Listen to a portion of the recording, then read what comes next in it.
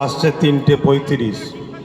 এই সামান্য সময়ের মধ্যে গুটি কতক কথা আপনাদের কাছে রাখতে চাইছি।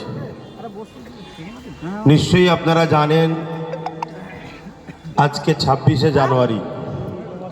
এই দিন সম্বন্ধে আপনাদেরকে কম বেশি পূর্বের বক্তারা কিছু না কিছু বলেছে। আমরা প্রত্যেকে ভারতীয়,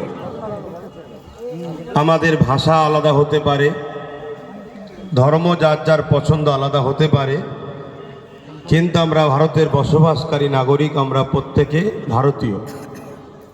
কিন্তু এই দেশকে ব্রিটিশরা শাসন করছিল দীর্ঘ 198 বছর বা 200 বছর।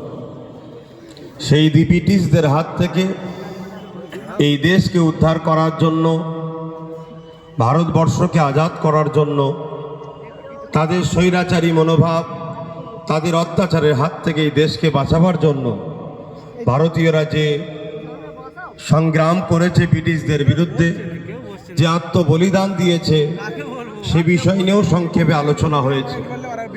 দীর্ঘ লড়াইয়ের পর এই দেশ 1947-এ ব্রিটিশদের কালো থাবা থেকে, তাদের স্বৈরাচারী শাসক থেকে আমাদের মাতৃভূমি আজাদ হয়, মুক্ত হয়। কিন্তু এই দেশটাকে আগামী নতুন করে কিভাবে পরিচালনা করা যাবে, এর জন্যে ডক্টর বাবা সাহেব আম্বেদকরের নেতৃত্বে আরও অনেকে মিলে একটা সংবিধান রচনা করা হয়। সেই সংবিধান 1950 26শে জানুয়ারি এই দিনে প্রথম লাগু করা হয়। সংবিধান অনুযায়ী দেশকে পরিচালনা করা হয়।